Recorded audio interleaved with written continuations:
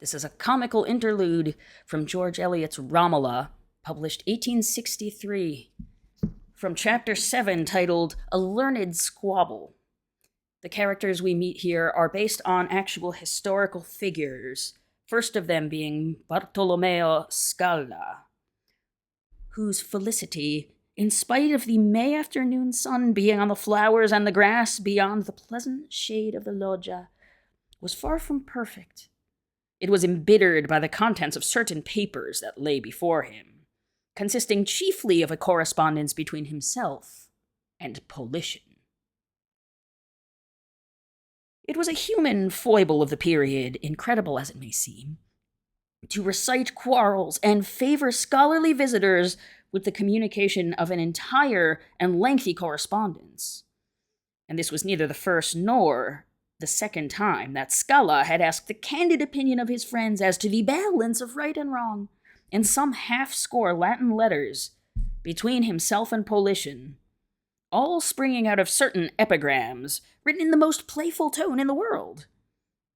It was the story of a very typical and pretty quarrel, in which we are interested because it supplied precisely that thistle of hatred necessary, according to Nello, as a stimulus to the sluggish paces of the cautious steed, friendship.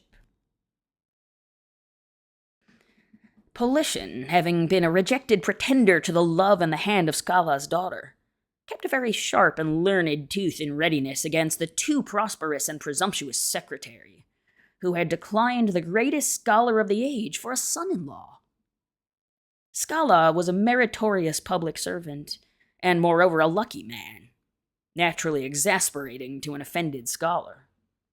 But then, oh beautiful balance of things! He had an itch for authorship and was a bad writer. One of those excellent people who, sitting in gaudy slippers, quote, penned poetical trifles entirely for their own amusement, without any view to an audience, and consequently sent them to their friends in letters, which were the literary periodicals of the 15th century. Now, Scala had an abundance of friends who were ready to praise his writings, friends like Ficino and Landino, amiable browsers in the Medicean park along with himself, who found his Latin prose style elegant and masculine, and the terrible Joseph Scaliger, who was, to pronounce him totally ignorant of Latinity, was at a comfortable distance in the next century.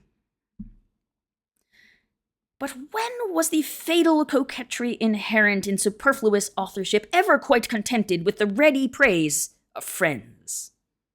That critical, supercilious Politian, a fellow browser, who was far from amiable, must be made aware that the solid secretary showed in his leisure hours a pleasant fertility in verses, which indicated pretty clearly how much he might do in that way if he were not a man of affairs.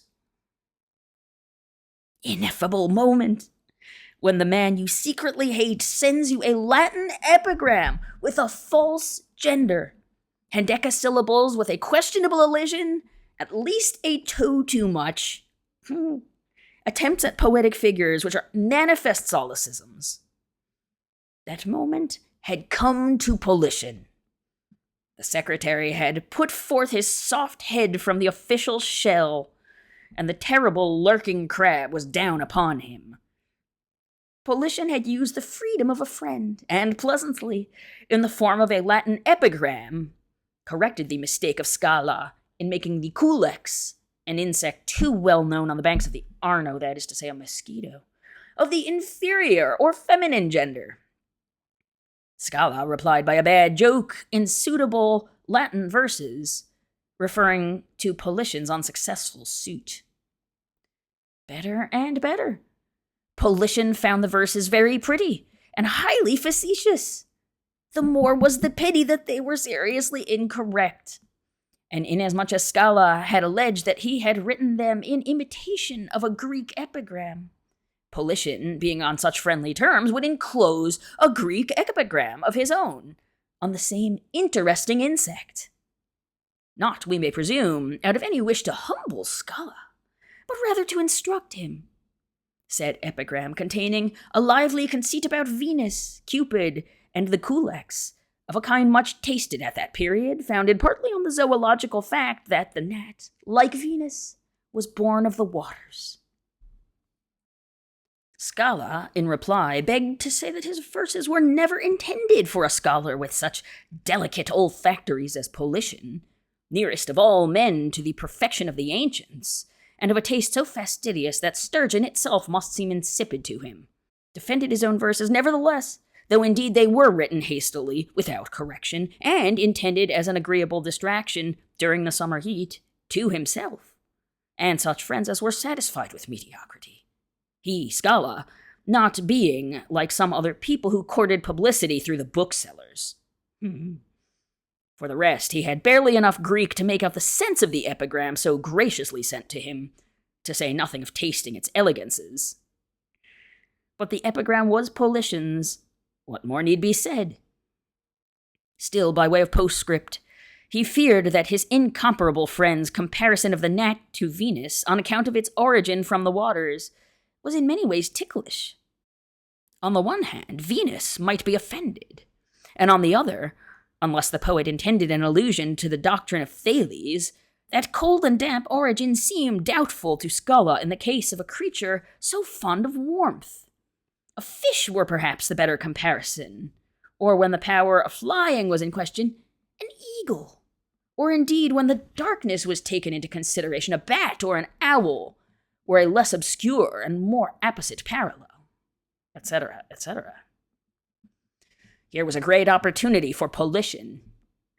He was not aware, he wrote, that when he had Scala's verses placed before him that there were any questions of sturgeon, but rather of frogs and gudgeons, made short work of Scala's defense of his own Latin, and mangled him terribly on the score of the stupid criticisms he had ventured on the Greek epigram, kindly forwarded to him as a model.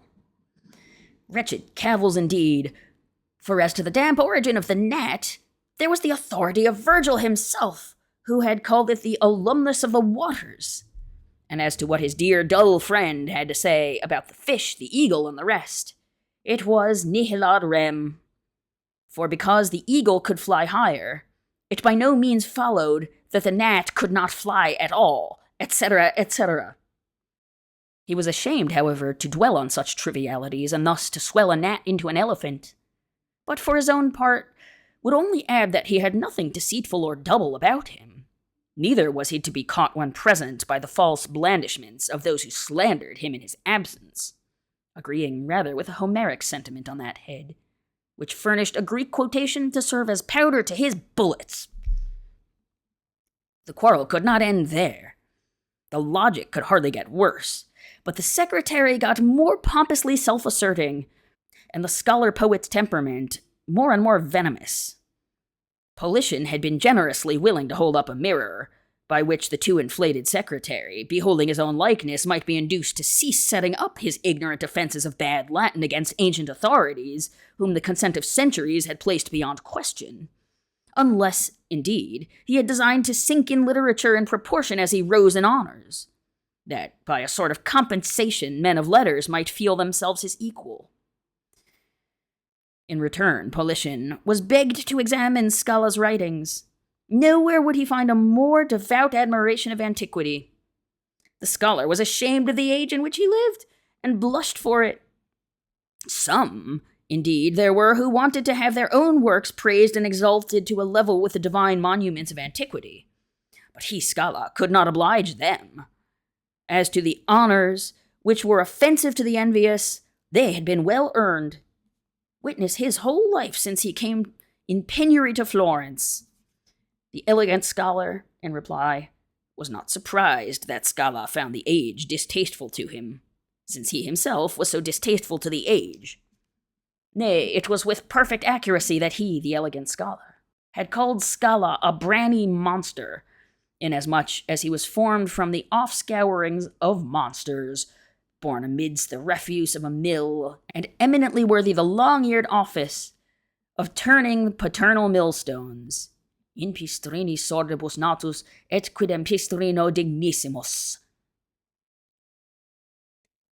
Here the fictional anti-hero of Romola, Tito Melema, enters the story. Tito, who had just been looking into the miscellanea, found so much to say that was agreeable to the secretary. He would have done so much from the mere disposition to please without further motive, that he showed himself quite ready to be made a judge in the notable correspondence concerning the culex. Here was the Greek epigram which Politian had doubtless thought the finest in the world, though he had pretended to believe that the Transmarini, the Greeks themselves, would make light of it. Had he not been unintentionally speaking the truth in his false modesty?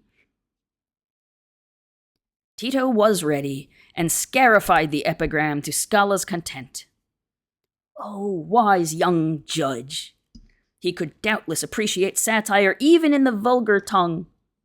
And Scala, who, excellent man, not seeking publicity through the booksellers, was never unprovided with, quote, hasty, uncorrected trifles, as a sort of sherbet for a visitor on a hot day. Or if the weather were cold, why then as a cordial. Had a few little matters in the shape of sonnets, turning on well-known foibles of Politians, which he would not like to go any farther, but which would perhaps amuse the company. Enough. Tito took his leave under an urgent invitation to come again. His gems were interesting, especially the agate with the lusus natura in it.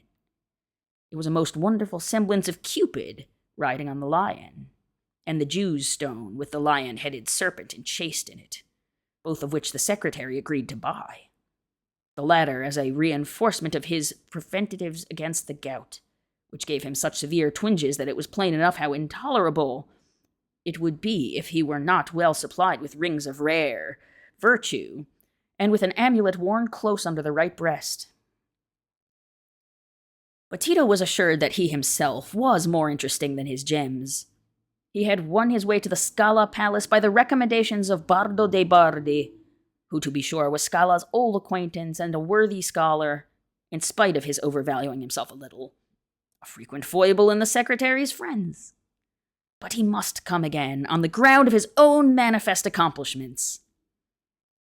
The interview could hardly have ended more auspiciously for Tito, and as he walked out at the Porta Pinti, that he might laugh a little at his own ease over the affair of the culex, he felt that fortune could hardly mean to turn her back on him again at present, since she had taken him by the hand in this decided way.